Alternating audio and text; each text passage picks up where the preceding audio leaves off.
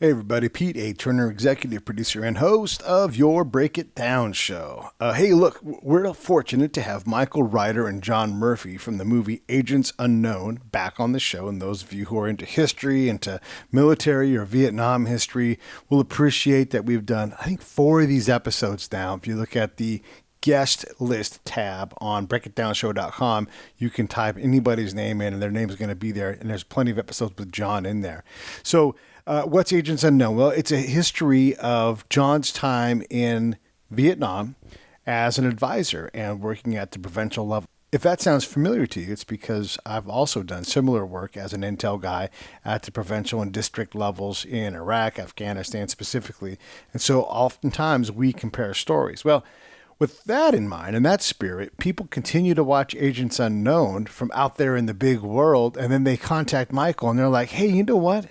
I had the same experience in this situation or in this conflict. And so that's exactly what happened when former CIA asset Larry Johnson piped in and said, we haven't learned a damned thing in 50 years since Vietnam.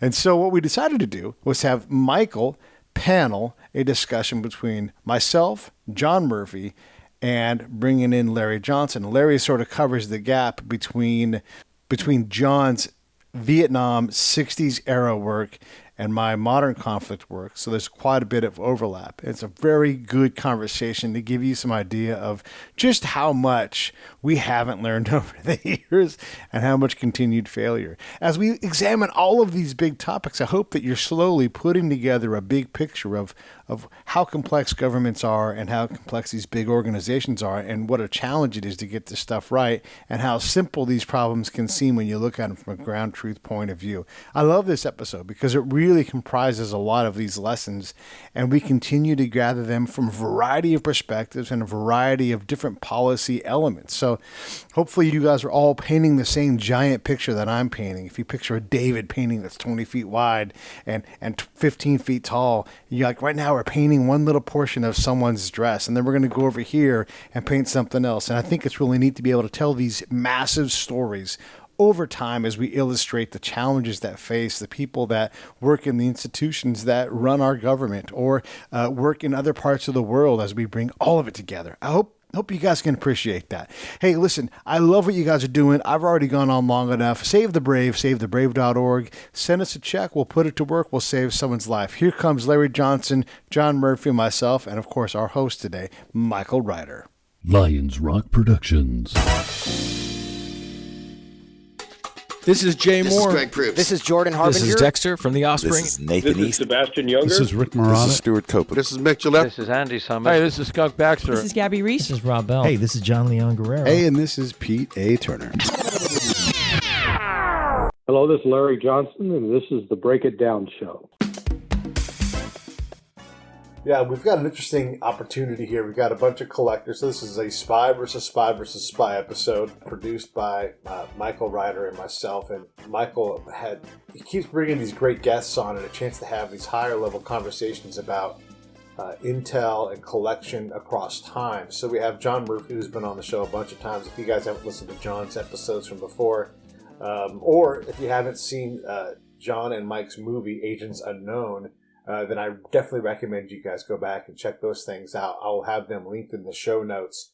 And we've had Bill Mankins on with us before. We've done a couple of these things where we sort of talk about the Vietnam era. Sometimes we bring in my era. And so today what Michael and I thought we would do was have a bit of a panel. Michael run the panel, and us 3 collectors will sort of respond to his curious questions. And so yeah, I'm gonna turn the reins over to Mike and let him do what he does best. He's a documentarian. He knows what to do, and we'll all be in good hands, and we'll have a really interesting show. So, hey, Mike, thanks for moderating for us.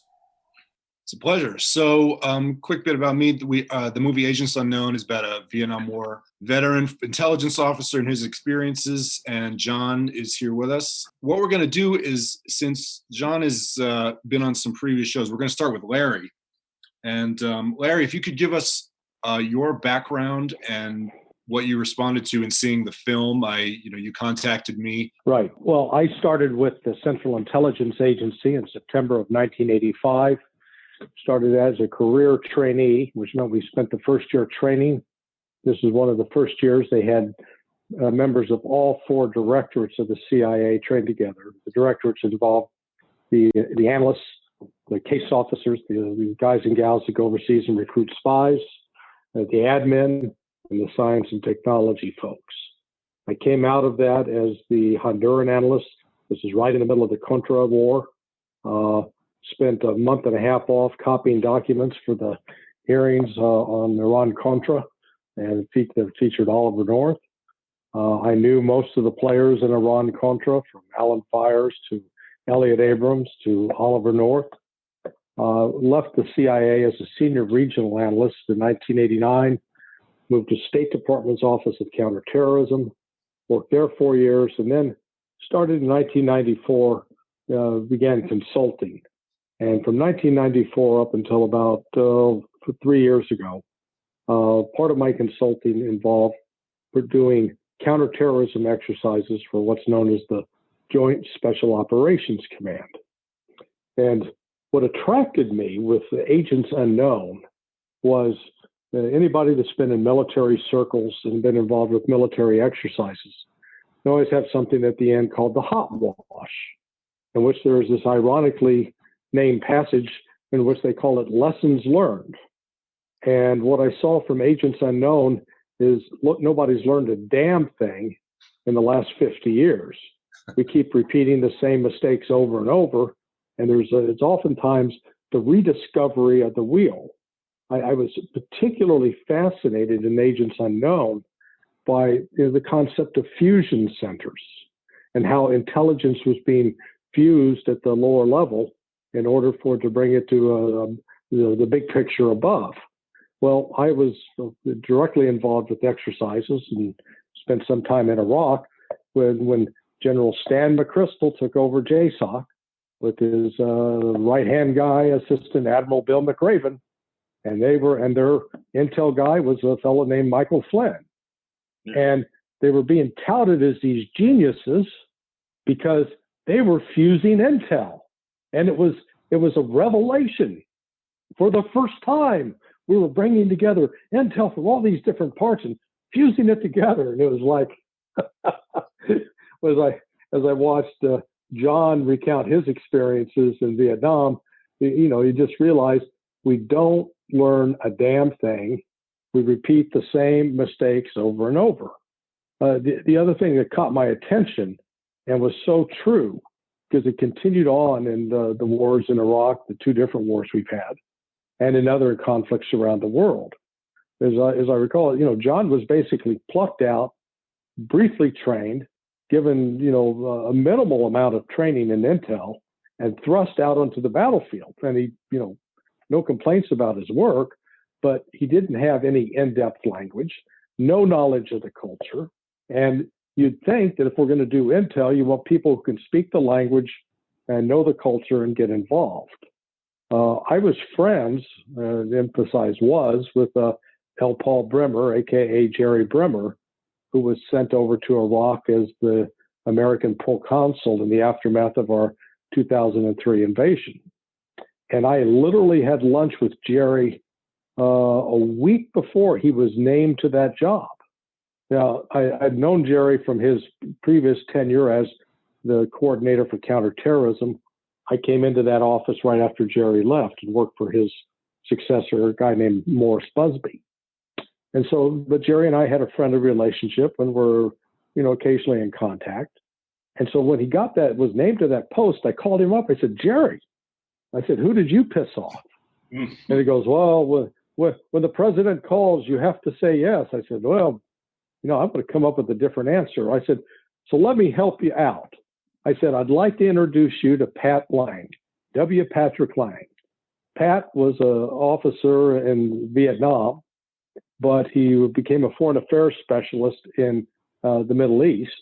He established the Arabic language program at West Point in 1975. Pat and his wife were the first two instructors of Arabic.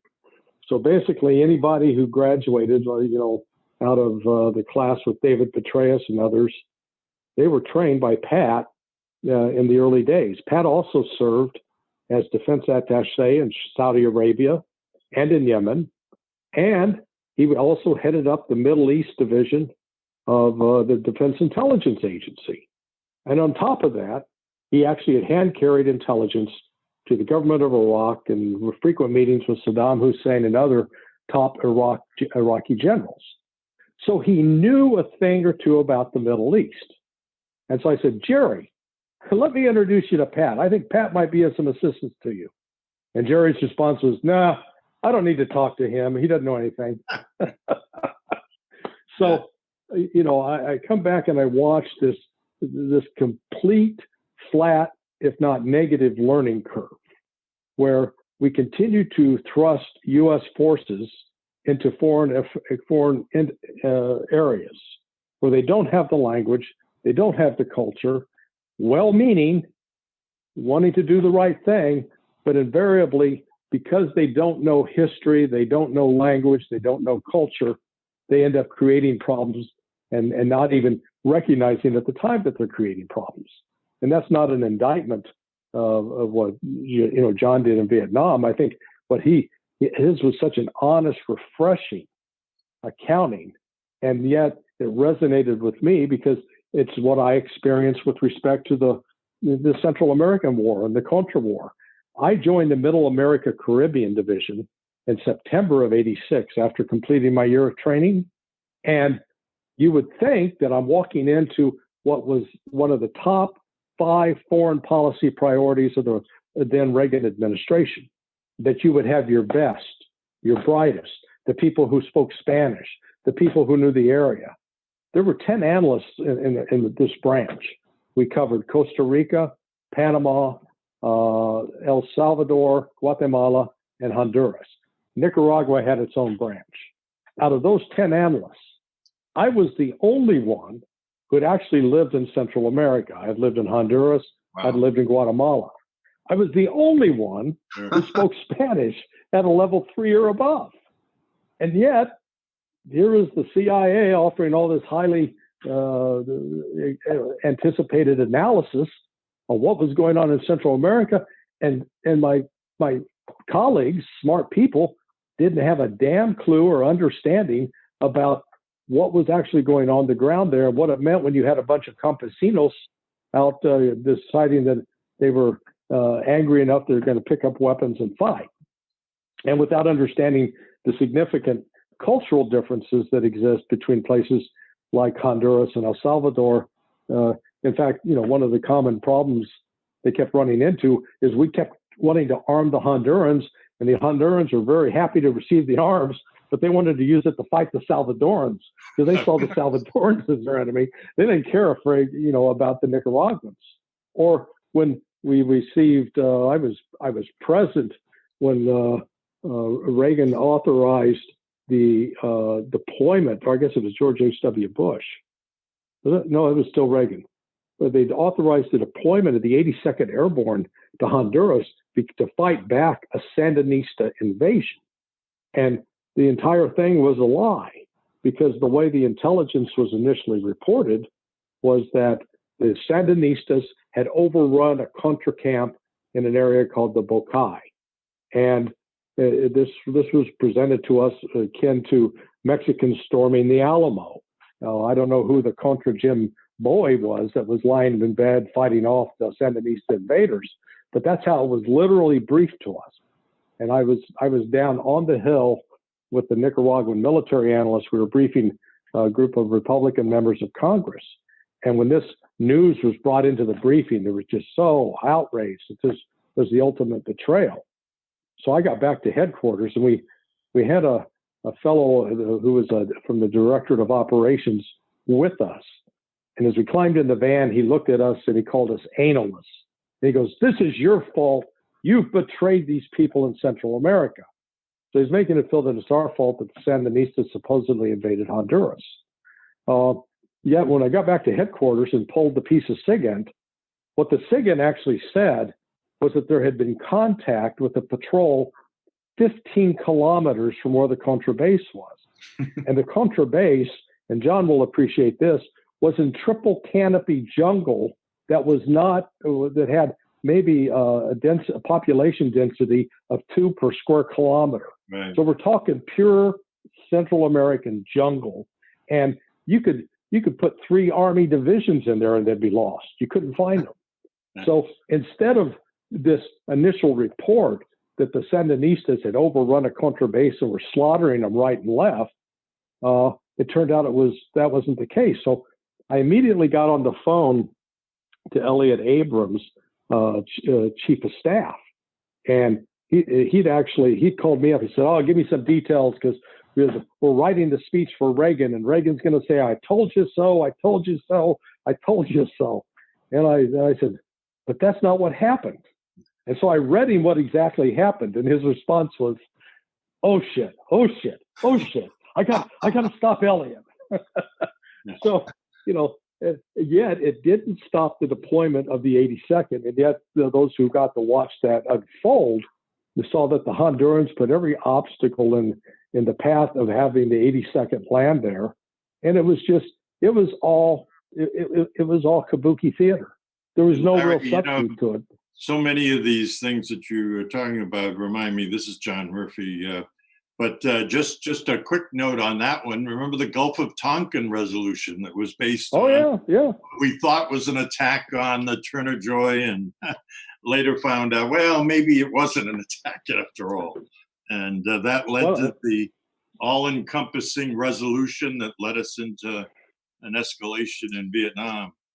John and Pete, we can start with John. Did you want to comment sort of to reflect on or bounce back on what Larry's? Yeah, I just, one thing that occurred to me is you talked about the fact, you're absolutely right, that those of us who were part of the so-called intelligence buildup in Vietnam in 1966 were thrown into a situation for which we had no preparation.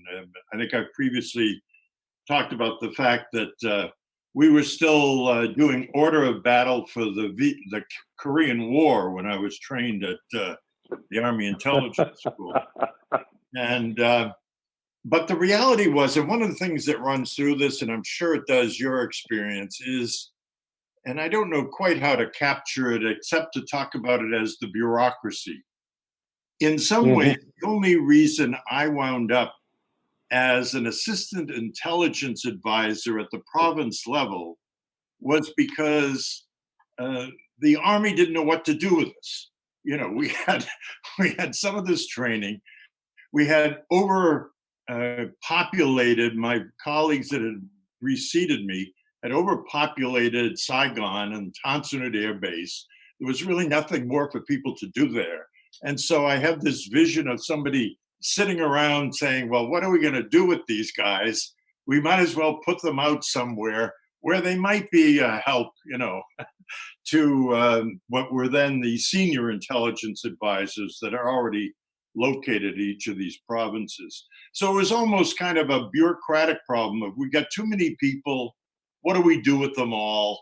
And in this case, it didn't matter that we had no experience or familiarity with the language. In fact, kind of hilariously, I would have been better off with my 2 years of French in Saigon, right?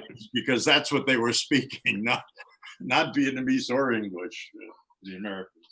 Pete, do you have any kind of similar? Yeah, I mean, just it's the same thing for me. I can tell the exact same stories with just different players and different time. The intention was always there, but just an utter lack of capacity at the organizational level, and everything was self-taught, and that is a way to approach these complex problems, but it is not a way to reliably create a winning atmosphere.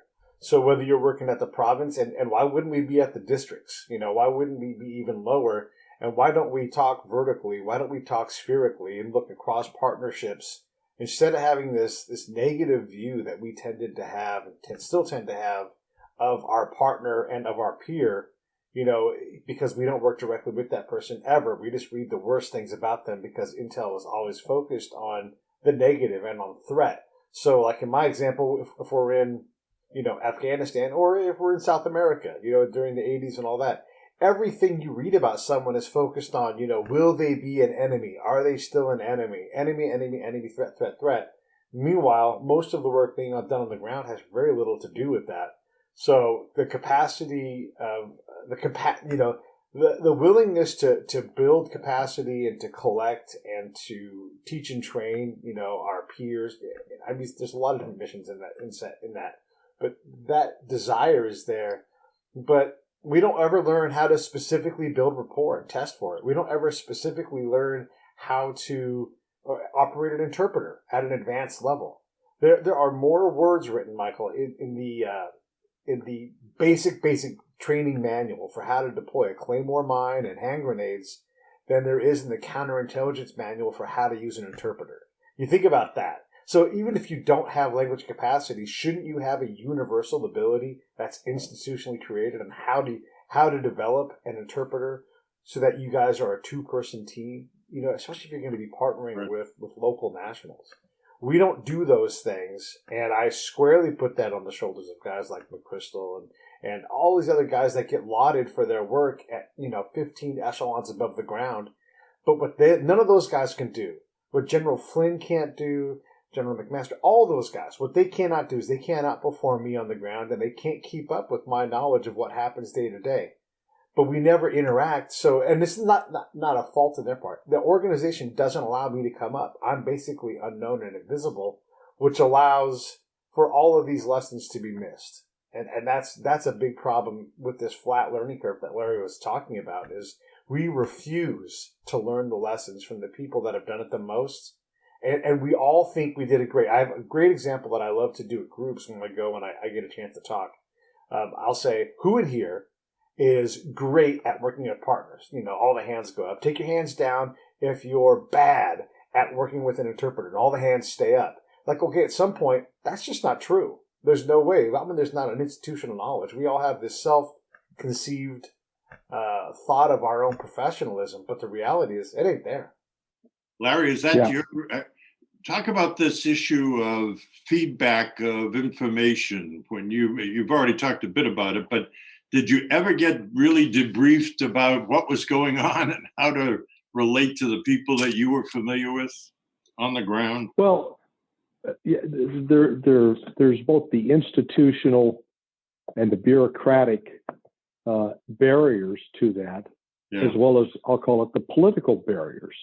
So again, let's go to what was taking place in Iraq in 2006. JSOC actually sent me over to Iraq I was asked to go on this secret mission, and the mission was this. I was asked to train a Navy SEAL commander on how to be on television as a talking head, because I mean, it's the damnedest thing, because while I was doing all my classified work with JSOC, I was a frequent appearer. I was on Fox News, CBS, MSNBC, CNN. I used to do all the talking head stuff. And within the JSOC hierarchy, they decided they wanted this one Navy commander to go on air, but he had never done it. And so they said, well, who do we know that's got the clearances and that's done it? And they said, oh, Larry. And so next thing you know, I'm on a plane flying into, we go into Qatar through Al Udeid Air Base, and then from there airlifted into Balad. And so there I'm out in Balad, and this was actually about 6 days before they captured and killed Zarqawi, which, as a side note to that, when I came back from that trip, I would simply note to people, look, before I went, we hadn't found Zarqawi. I come back, we got Zarqawi. You draw your own conclusions. Right. So, I would take credit for that. But while I'm there, I'm getting this, and part of the JSOC mission, they were conducting a minimum of 14 to 16 capture kill. Most of them were capture operations a day. And they'd literally go out, grab suspects, bring them back in, interrogate them, get actionable intel, turn around, go back out, grab more people. And I had a discussion with one of the Marine lieutenant colonels while I was there.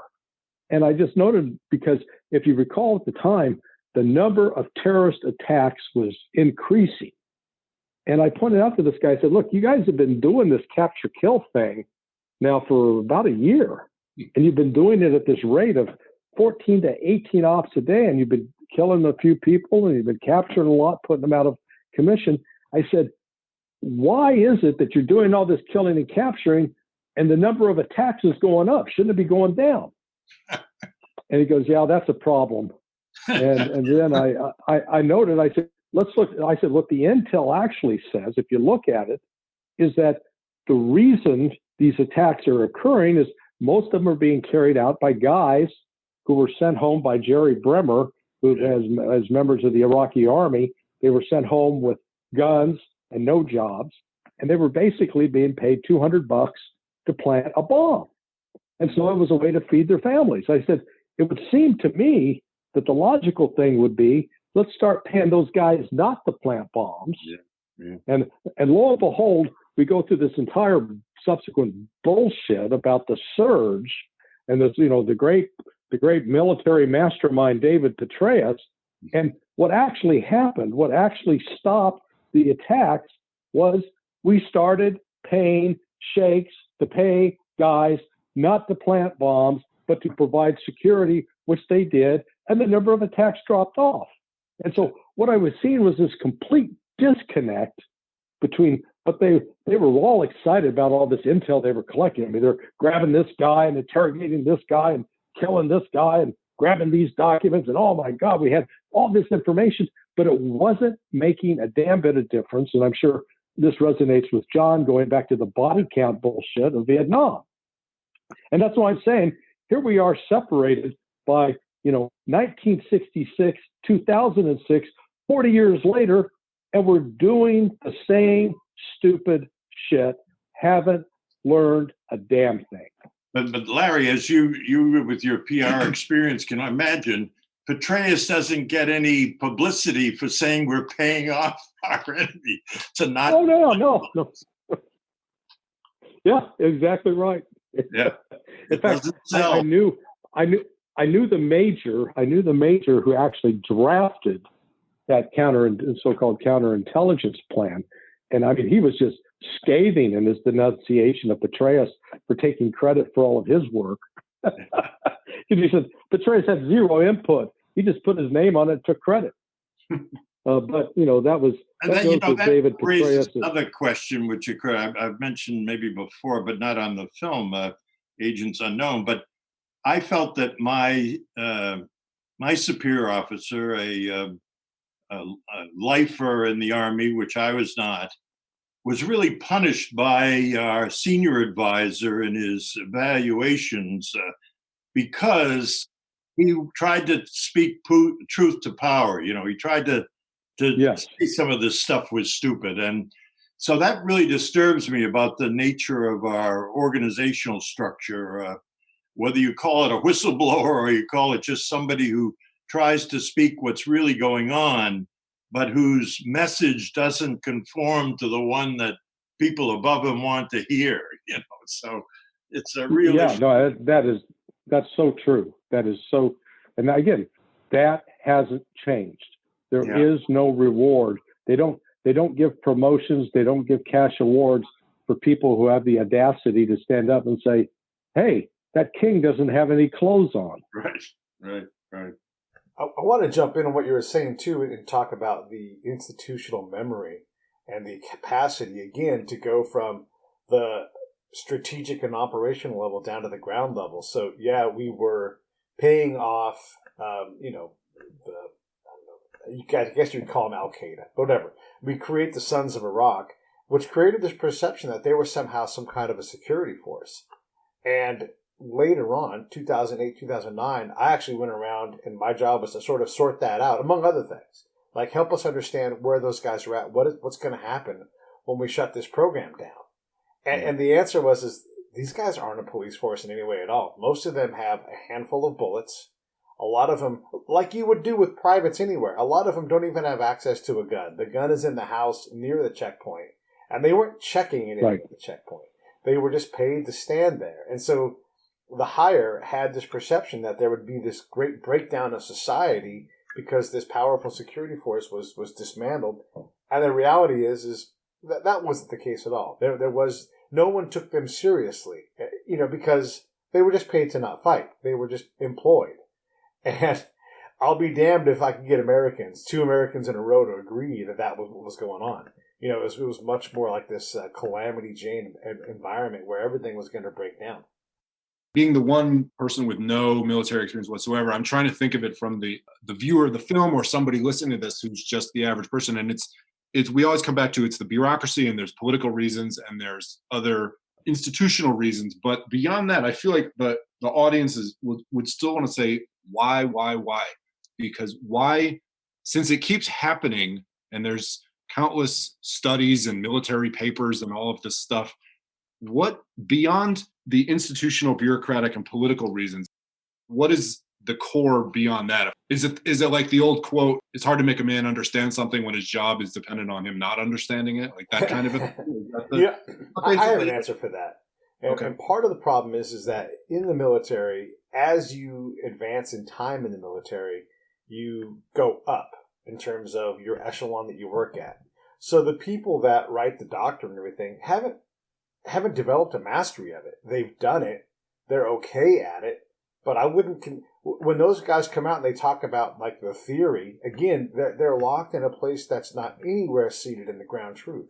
And so they try to run these organizations without any real hands-on tactical technician knowledge. And so the folks like me who've been out, or John who's been out, or Larry, people whose lives have depended upon repeatedly getting this right, we're not heard from.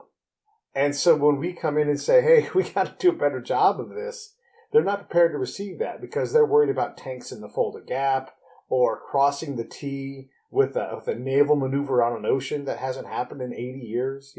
They worry about these things because that's their reality. You have people that they aren't geared to understand how complex this work is and the types of skills that we would actually need. Like even now, I'm preparing to go and speak at an SFAB symposium, and I can barely even get in the room as an expert, like recognized. But because they don't know me, they all know the guy that's never done the job. Or if they have, they've done it on 2 tours. I've got 1,000 combat missions outside the wire. There's no one in that room that has got more specific combat knowledge than I do on how to do SFAB type work, and I can barely get in the room. That's a big problem. Well, this certainly is one of the issues with Vietnam, of course. We had the 1-year tour. We were done. We were counting the days from the day we left the States. And so there was no institutional memory.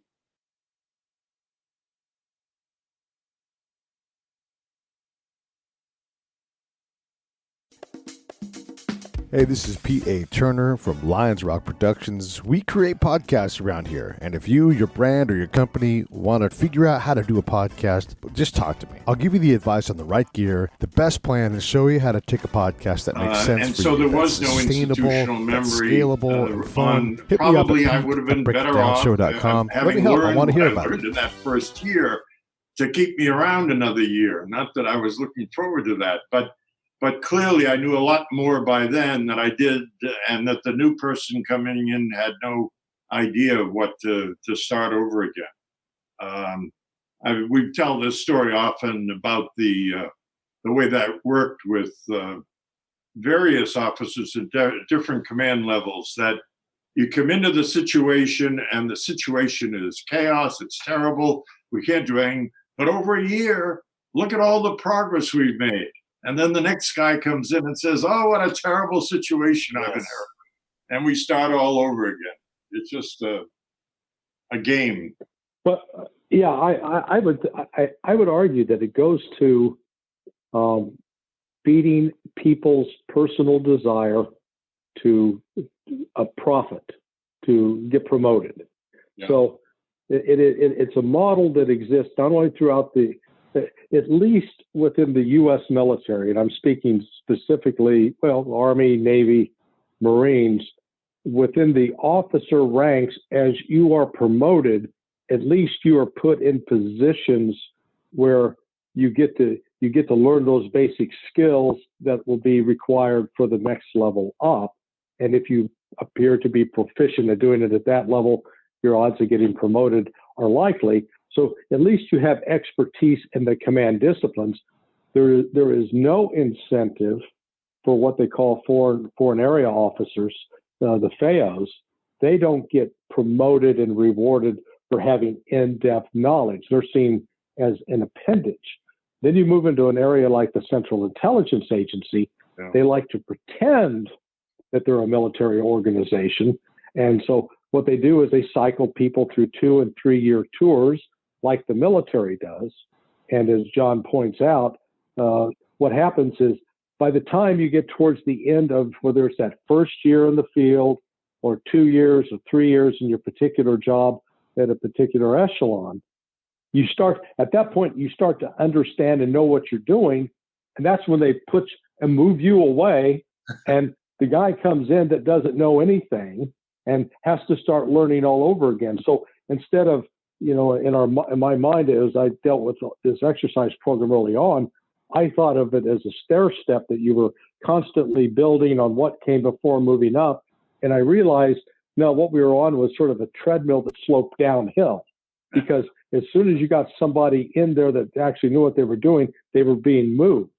And you find the same thing, particularly at CIA. And I think some of this is unique to the United States, because I note that at least within the British Special Air Service and Special Boat Service, their versions of Delta Force and the SEAL teams, they at least there keep the personnel intact in those commands throughout a career. And so there is actually, you do get genuine knowledge and substance built up in those commands. Whereas across the board, the U.S. model is you have to hold these different jobs so that it looks good on your resume, so that you can justify moving to the next level.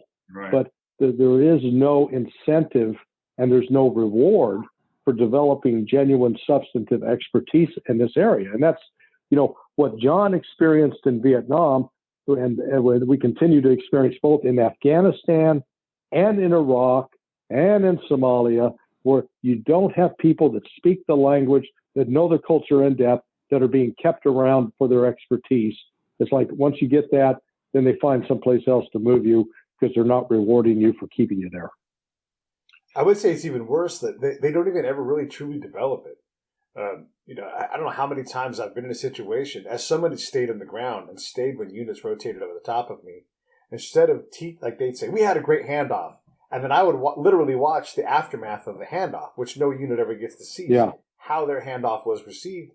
And I'd be like, well, none of you have been introduced to me as continuity and someone you should partner with immediately. No one's worked on building trust with me, so I've got to go do that myself. So let me take care of your handoff for you and now put it on one guy's back. And it doesn't happen right away. I don't know these guys. I will bring that entire unit about, an entire brigade. I can get them to change their focus as a 1 or a 2 person team. But that's the quality of the handoff. It's just not there. So they go home thinking they had accomplished these things, believing that, knowing better, ultimately, knowing that they really didn't do it. But there's no continuity. There's no trusted relationships. Everybody comes in. They say, I know how to do this better. Just like John was saying, they repeat the same cycle over and over again. And so when I come in and say, so literally use this example all the time, and I kept these slides because the slides became more and more powerful the longer I did this work. There's a thing called a REAB, a radio in a box, and it's meant to communicate to the populace. And it's a program that utterly sows the seeds of instability. It never works right. But every unit pulls out the playbook, they open it up to the page 15 where it says, deploy the REAB. And God bless all these folks. They all mean well, but the major's like, we have to deploy the REAB. It's the missing piece. And so I would say, great, let's deploy the REAB.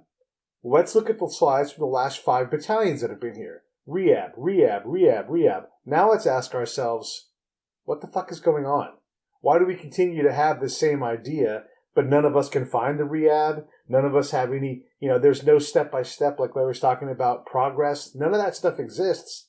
And so unless you have someone there on the ground who has, one, the capacity to have these conversations, I literally spent more time studying and collecting on us to get us out of our own way than I ever did on the enemy, because we would ham fuck ourselves.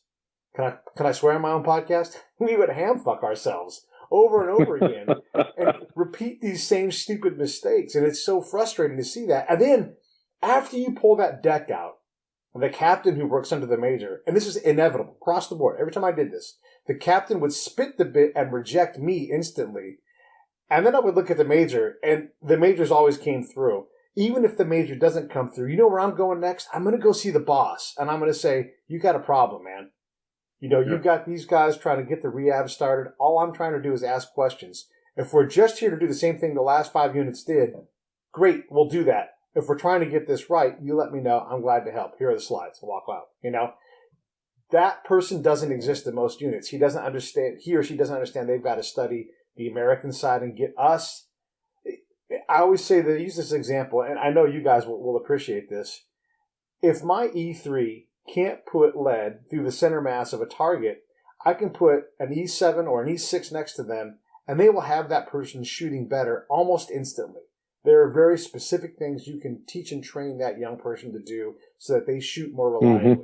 They do not have that for transition. They do not have that for advisory capacity. They do not have that for the intel folks. We've all got to go smash our head into the wall until we get good enough, if we're allowed to do it long enough, to get past our own mistakes. Most of these folks that I've encountered who think they're pros, I watch them make mistakes. As a real tactician, I'm like, why are they doing that? Why would someone who's a pro ever say these words to a partner? My boss wants you to do this. Foolish. Yeah. You have to be humble. You have to make a lot of mistakes and understand you're still making mistakes, even if you don't think you are, before you can ever have a capacity of that. The military sucks at that. Well, Pete, I'm trying to understand. You were able to operate outside the normal chain of command, then, right? You were able to go to the colonel and say things are fucked up here. Yeah. I was in the military a lot, but I was better at being with the military. So when I came back as a federal employee, or maybe I sat on a contract, I would still get to go outside the wire. And so I had the knowledge of the locals and what would matter to them. So, the commander's mission, in my case, right, would often be 4 basic things. Obviously, force protection, right? Protect the force. Close with and destroy the enemy. Okay, great. Enable the enablers, and teach and train the local indigenous force to do something better. Those are the 4 basic things. If you can't teach and train, of course they're providing the training, but if I can't find that training effect in town, and I'm saying affect, if I can't find anybody that has an emotional response to that training that you're providing as an infantry battalion, then that commander is losing every single day. They don't control, they don't have center mass on that civil populace. And so that's the main thing I would do is, like, it doesn't matter about threat. You're losing every day. You are not accomplishing one of your main pillars of your mission. Yeah, you can send out enablers all day long. Are they helping your mission, or are they sowing instability?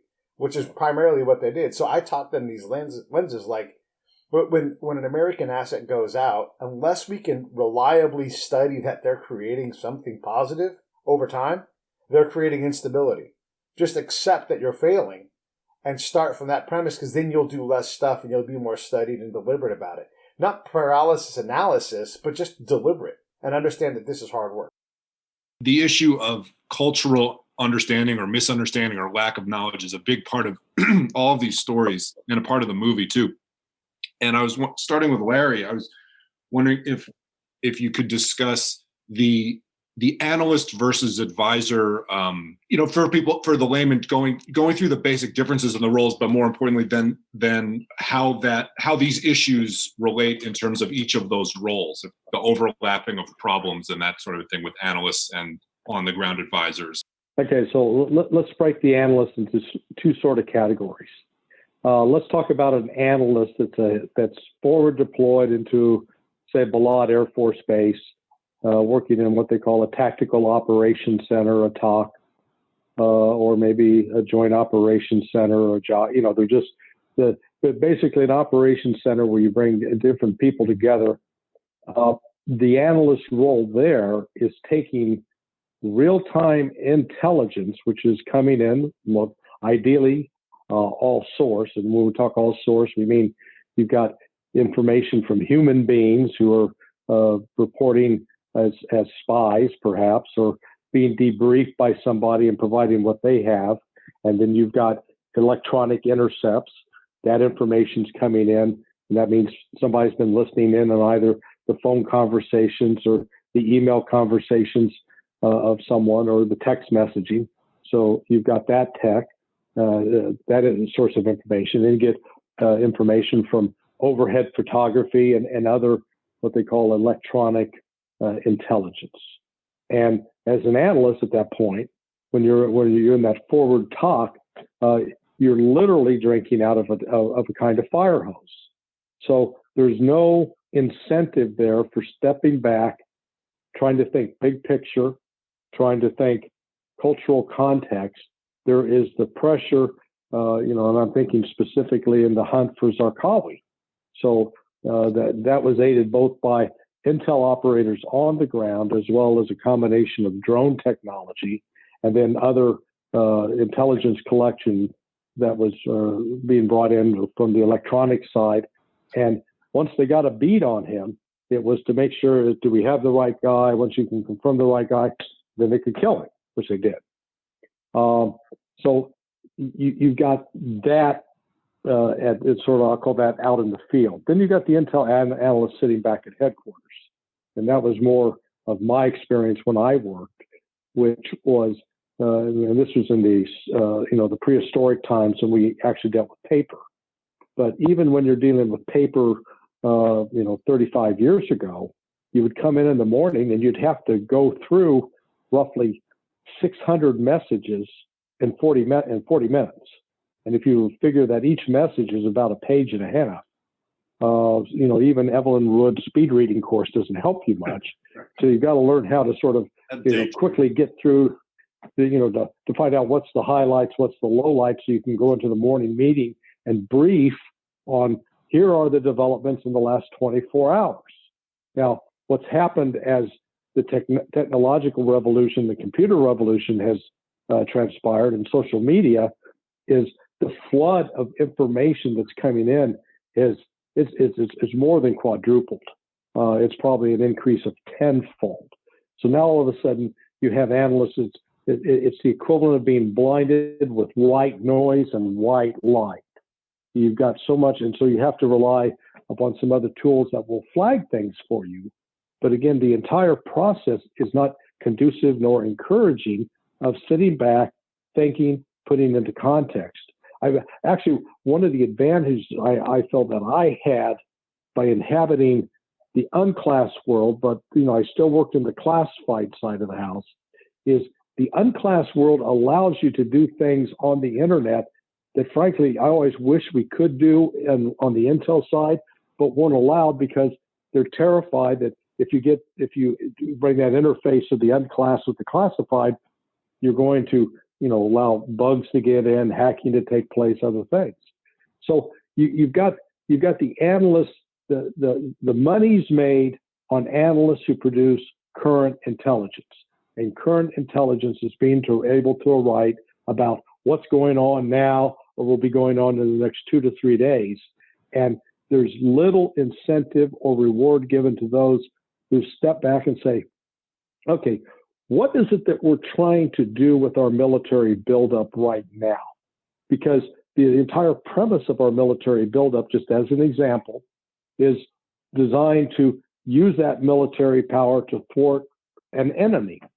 Who is that enemy? Well, if you listen to what comes out of Washington, and this predates Trump, we don't know whether we're fighting the Iranians, the Chinese, the Russians, or hell, let's just fight them all, which is insane.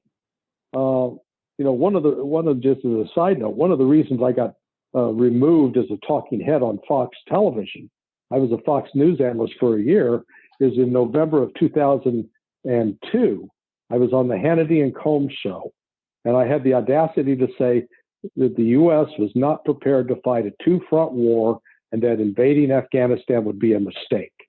And Roger Ailes sent word down that because I brought that perspective, that was not going to be allowed on air anymore. They finished my contract out, but didn't renew it and didn't put me back on air. So much for speaking truth. One of the, that's a good point. One of the things that your discussion of that raised for me was the fact that, and maybe it certainly was true in Vietnam, that whatever information we got coming in we almost invariably sent it up the chain because you didn't want to leave out something, even if you didn't have much faith in the credibility of the source or of the information. We probably contributed to that information overload. They talk about Pearl Harbor having been really a result of too much information that we couldn't. And then, of course, 9/11 kind of personified that in the sense that we couldn't put the pieces together. Going back to Vietnam, we never put together the Tet Offensive. I was at the Army Intelligence School as an instructor during the Tet Offensive, and by that time, I had, along with some friends, we could put together some of the information that had been out there that should have led us to some kind of conclusion about what might be going to happen. But it also demonstrated that, contrary to the situation of the Viet Cong and the North Vietnamese, we had nobody inside the decision-making circles of the enemy the way they did in ours. I don't know if you can comment on that for your purposes too, you and Pete. Yeah, no, I'd agree with you. In fact, I remember one of my mentors was with the Special Operations Group in Vietnam, SOG. Yeah. And I remember reading one of the early books on that, and what was clear is that the U.S. and to this day we're great at classifying this black world. There used to be a time you couldn't even talk about JSOC and use the acronym because it was considered top secret. But we're great at creating these special operations units, classifying them, putting them behind a veil of secrecy. And yet, as you go back and you read the history of what was going on with SOG, the North Viet Cong had that thing penetrated. And almost every single mission that the SOG folks went off on was compromised. And they were ambushed, and they never did figure it out. I mean, at no point did they wake up and say, hey, I think we've got an internal compromise. And so, here we are, going into our 19th year of war in Afghanistan with no good grasp on, we've killed a bunch of people and we've tried to hold some territory here and there, but, we have no good grasp upon that power structure and that culture.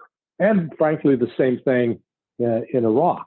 So instead, we continue to lie to ourselves as a country about what's going on in those places because we've developed a narrative that's designed to feed, I don't mean to sound like some conspiracy theorist, but it's really designed to feed a military bureaucracy that's become a self-licking ice cream cone. When you look at the ratio of officers to enlisted personnel in World War II, I know that I ran the numbers specifically for the Navy. In the Navy in World War II, you had one officer for 10 enlisted personnel. Now today, that number is roughly about one officer per 4 enlisted personnel. So what we've created is an officer class that it's an employment program, and it has nothing to do with tactics. It has nothing to do with strategy. It has nothing to do with operational needs.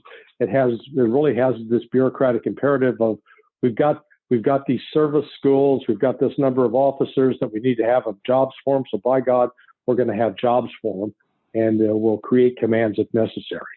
And it's unfortunately that crude and that stupid.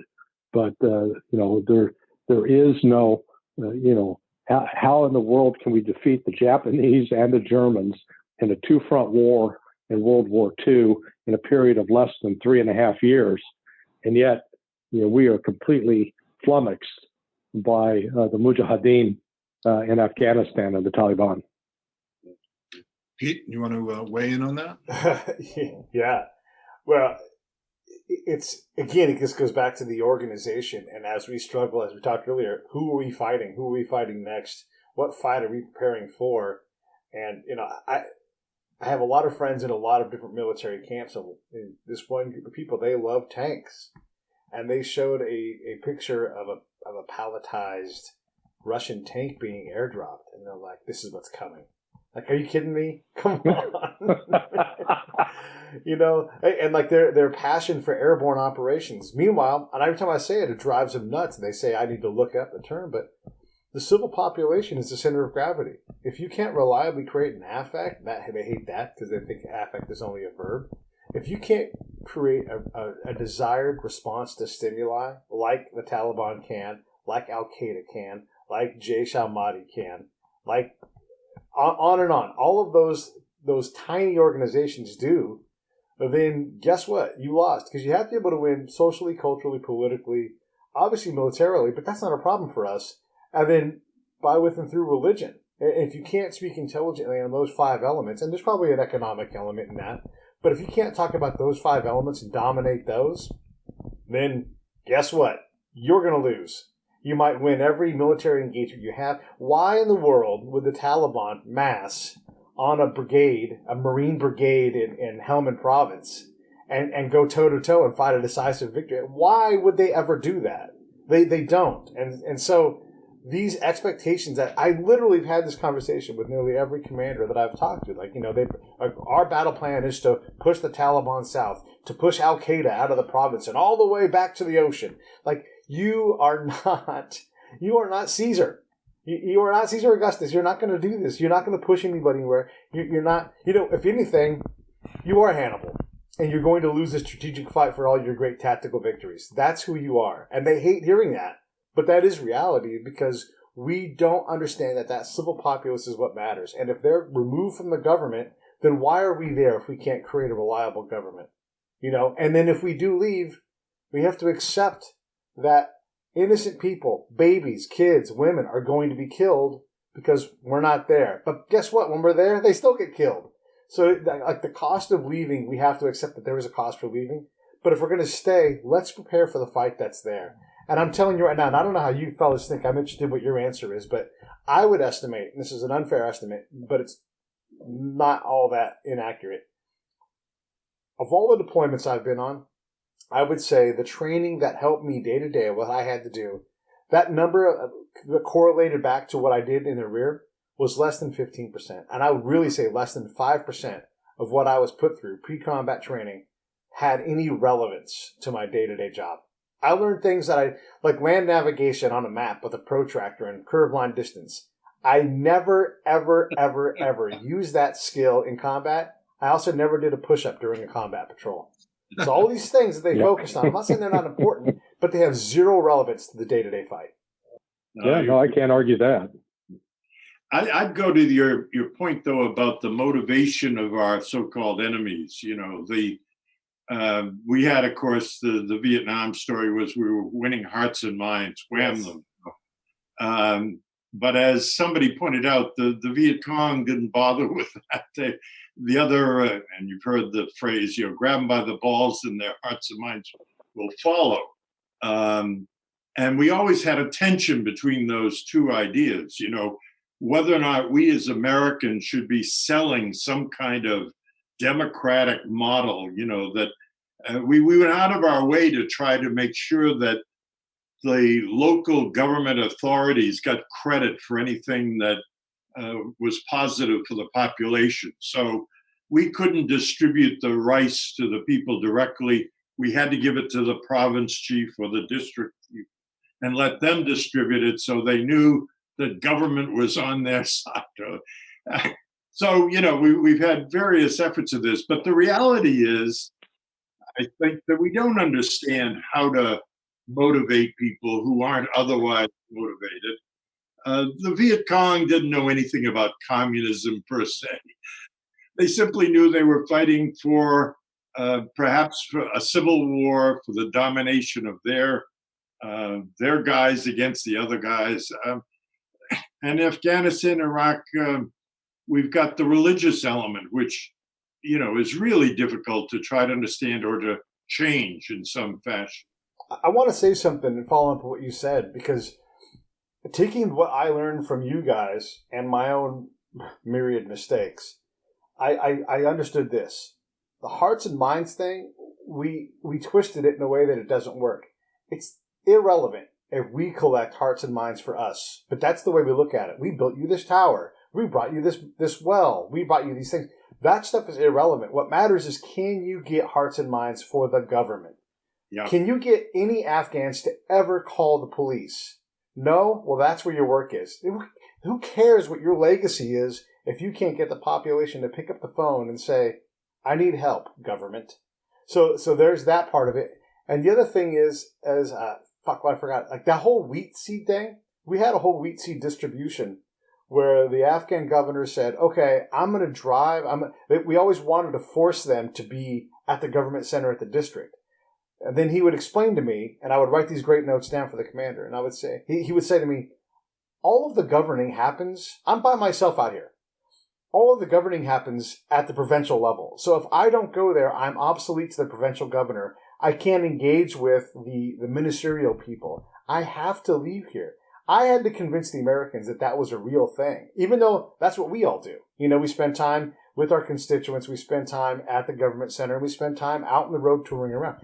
They do the same things. They have budgets. They understand all that.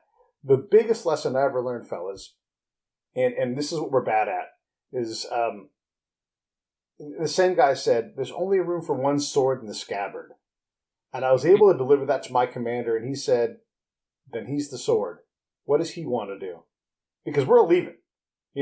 What do you want to do, Governor? What do you? And I said, do as little as possible. Because the other lesson I learned was, if it's not Iraqi conceived, provisioned, and efforted, it's not worth doing. Only by exception would you do something in that case. And so he laid out a whole plan. This is what I did. I sat down with this guy, and I laid out his entire plan for the next year, with priorities, when he needed our help, whose help he needed if it wasn't done by him. All of these things all laid out, and I put it into a PowerPoint slide. And then, like a good E4, I mixed it all up and got it all wrong. And I handed it back to him, and I said, how did I do?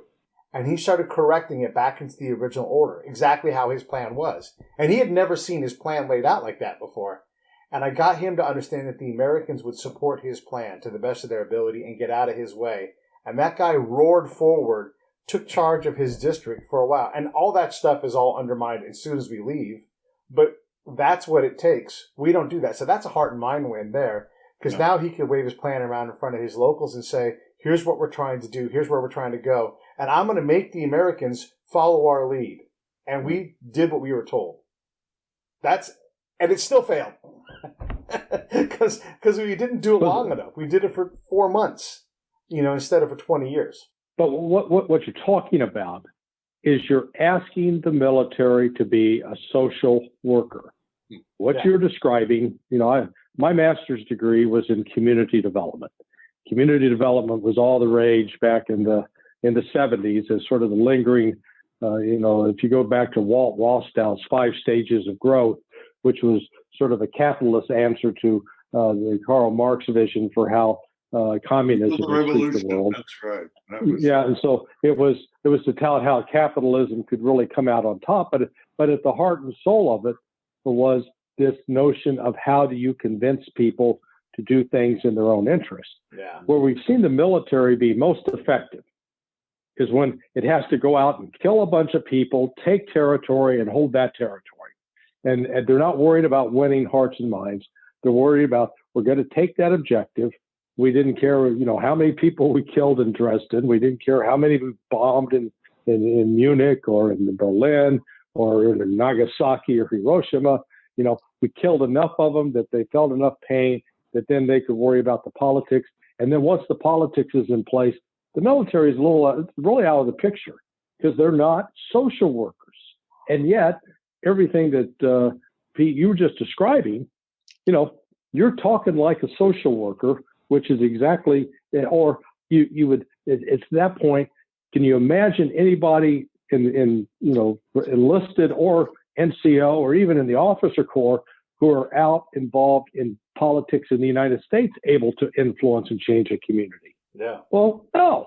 I mean, hell, they come in, the irony is we bring these kids out of places like Los Angeles and Chicago and, neighborhoods where, they're having as much combat as anything they're going to see in these foreign theaters. And then we ask them to help bring peace to that. Hell, they couldn't bring peace to their own damn neighborhoods. Yeah.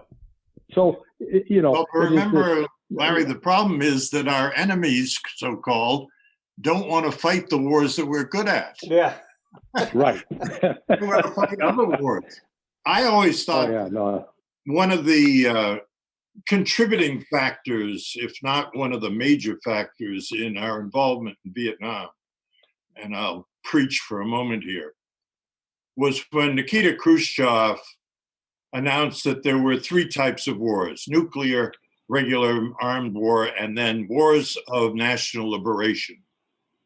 The United States felt we had them checkmated for nuclear and conventional warfare. What we didn't have was an answer to their wars of national liberation. And that's what we've been trying to figure out for the last 60 years. How do you fight indigenous people who have some kind of odd idea about deciding for themselves how they want to live and be governed that disagrees with the way we think it ought to operate? And that's Right. where we are now, still. I think you're right Yep, about that. fully agree. And you're right. Like those kids from LA, they're looking for a fight. That's why they joined the Marines. That's why they joined the Army and infantry. They want to go out, but there is no fight to be had because, again, Taliban's not going to suit up. And they're not going to stand in front of them. They're just going to push a button from far away. Or better, they're going to get a proxy to push the button for them. And so you end up like and so what are we going to do? And let's also be honest about this. The State Department is never provisioned to handle this kind of work. I was shocked to learn this from my friend, Peter Wenger. 5,000 people in the State Department, give or take a little bit. So a brigade to handle the entire world. And he's like, and we're so problematic that wherever we go and we partner, if we go to Portugal and partner, there was a team assigned to me as the one American guy because we just cause such a ruckus when we go everywhere with our ego and we have the right idea attitude. He's like, there's always a team to respond to one person because of how we do it. So we don't provision ourselves to do this right, and we're forced to use the only thing that can go out there safely, and that's a bunch of vatos from Cuddy, Cuddy in L.A. I mean, that's how that goes. And now those guys who were trained, who go to National Training Center to train pre-deployment, and they're trained on, bounding overwatches and the company and the defense, all these things, they get there. Like, this is the best example. You have artillerymen who focus on artillery training before they get there to never pull a lanyard once the entire deployment. And yet they are going to go out and sit and have a high level conversation that us intel guys only learn through mistakes. They don't, they all think they can run a conversation, but when you see the report they develop and you're like, what are you doing? You're missing all these important elements. So, yeah, the idea that we should do something else is true, but what is that something else going to be? We don't know. So we just sort of, again, ham fuck ourselves into something, and we're like, this is what we're going to do, and then the next. And imagine how maddening that is for our partner and for the community as we continue to reinvent the wheel and tell them, this is the wheel. Don't you get it? Everybody get on board. And if we come back with PTSD, good God, what do they have? Right. And we are an exasperating partner. I've read a lot about the so-called quote unquote stovepiping of intel between the different agencies and departments and stuff. And I was wondering if you could talk about the CIA versus State Department versus Defense Intelligence Agency and the other, just sort of how that, again, it's more of the same bureaucratic stuff, but just if you had any stories or other things about just how these agencies are not communicating. Yeah, there is no built-in incentive for those different agencies to share information with each other and to collaborate. That's just amazing. That just blows my mind. Yeah, because the CIA is set up that when you're read into those programs, into their specific compartment and the compartmented information, you're warned and you're going to be polygraphed about not sharing with anyone else. And this goes back to what I was commenting on earlier about our tendency to create all these special operations and extra special operations units that are highly classified that people in the United States and even in the military will not know about those units, will not be able to name them. Yet the foreigners know who they are, which is what we saw with the Vietnamese, North Vietnamese and the Special Operations Group. And again, that pattern has continued to this day. And so when you look at, I've been fortunate in my career. I've done a lot of the interagency, if you will, and the cross fertilization. So I worked on the Directorate of Operations side, had contacts with the DO. I worked on the Directorate of Intelligence side. I worked policy at state in the counterterrorism arena, and then working on things like Pan Am 103, interacted regularly with the FBI, so what the FBI could and could not do, dealt with transportation security, dealt with the National Security Agency, and then in the exercise program with the Joint Special Operations Command and the Special Operations Command, where you're bringing together all different agencies to work in these exercises.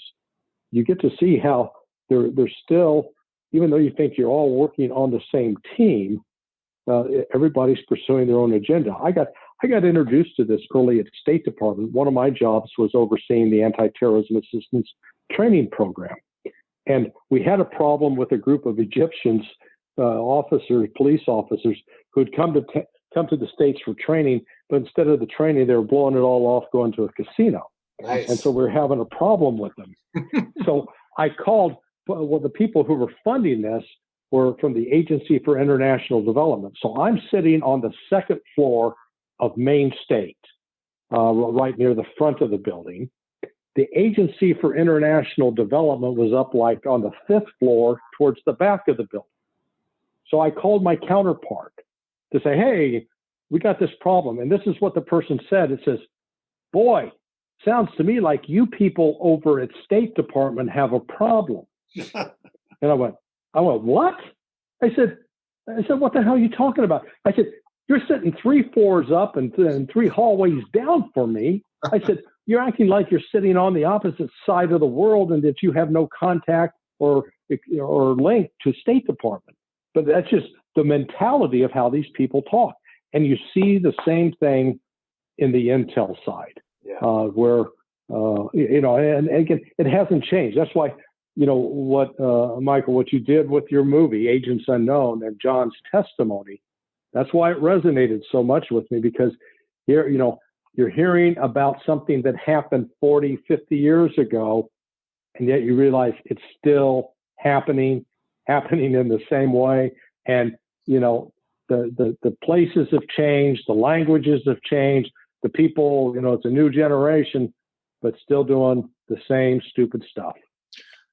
And along those lines, I saw in your bio that you were part of, and maybe are still part of this Veterans of Intelligence Professionals for Sanity. Is that correct? VIPS. It's sort of, I describe it as an ad hoc group. It's just, right. It's a group of malcontents. Right. Well, I would say it's just, everybody who's been involved with the intel world just in some form or fashion and has become completely disillusioned by, just watching the nonsense go on. I mean, you've got whistleblowers in it like Bill Binney, Kirk Beebe, Thomas Drake, and Ed Loomis, who came out of NSA backgrounds. You got Ray McGovern, who was briefing George H.W. Bush as a CIA briefer back in the day. So you got a lot of people with lots of experience stories. And again, that's why I come back to, and we don't learn anything from history. The concept of any lesson learned is really, it's sort of a cruel joke. Where does this go? I mean, is it just going to be an endless series in 3 decades? Will somebody else make another movie and they'll be having this conversation again where it's like, gee, we didn't learn it again? Or is there any kind, has technology made it worse? That's sort of an add-on thing, but well, actually, no. Yeah, where do you see it? I hear it. Yeah. The system now is entirely broken. It's broken in a way that it never has been. It has been so riven by politics. Just a very, very simple example. When I first, so let's go back to October of 2016, when Jay Johnson and Jim Clapper came out and claimed that the, quote, 17 intelligence agencies agreed that Russia had, tried to hack the election. Anybody with a shred of intelligence and credibility at that point should have shouted out bullshit. Because number one, the 17 intelligence agencies is a myth. Anybody that's ever worked on an intelligence community product knows that if there is, quote, agreement by intelligence agencies, there's a written document. So the very first question should have been, where's the written document? Well, there wasn't one. So if you don't have a written document, you don't have a coordinated consensus of something. Number two, when you coordinate on a document, it's those agencies that have produced intelligence. Well, when you look at the people that are included on that list of 17 so-called agencies, you get the Coast Guard. They don't produce intelligence documents. You got DEA. They don't produce intelligence documents. You've got FBI. They really don't produce intelligence documents. They produce a law enforcement product. You've got Department of Energy. They might occasionally produce some report, but the real big producers, the ones who actually generate intelligence, are State Department, the Defense Intelligence Agency through its assets, the National Security Agency, the National Reconnaissance Officer, and the Central Intelligence Agency. And when you quote coordinate on a product, if you're writing an assessment about what's happened, every agency that has a piece of intelligence that you're using, like when I was at CIA, anything that I wrote that used NSA product, that used something from State Department, that used something from DIA or from the Directorate of Operations, I had to call the counterpart from each of those agencies to literally get them to agree with what I was saying or give them a chance to write an alternative explanation. That's how coordinate, and that hasn't changed. Technology doesn't change that. That's how that process works. Yet here we had the very leaders of Homeland Security and the Directorate of National Intelligence lying their asses off to the American people, and the stupid media took it hook, line, and sinker. And I know I've got enough colleagues that were around that should have stood up and said, this is bullshit. Nobody did. That's why I said this thing is, it is so twisted and so out of control that they can't even have an honest discussion. I mean, another example, and real quick, the notion that Iran is the number one sponsor of terrorism. Horseshit. There's absolutely no actual evidence to back that up. When you look at who that carried out the terrorist attacks over the last 15 years, 95% of them are Sunni, not Shia, and 95% of them are groups that are not paid for or backed by Iran. But does that fact matter? The intelligence community happily goes along with a lie. So that's what I'm saying. The intelligence community's job is supposed to stand up and be the honest broker. Instead, they decided that they've opted to become the whore in the whorehouse.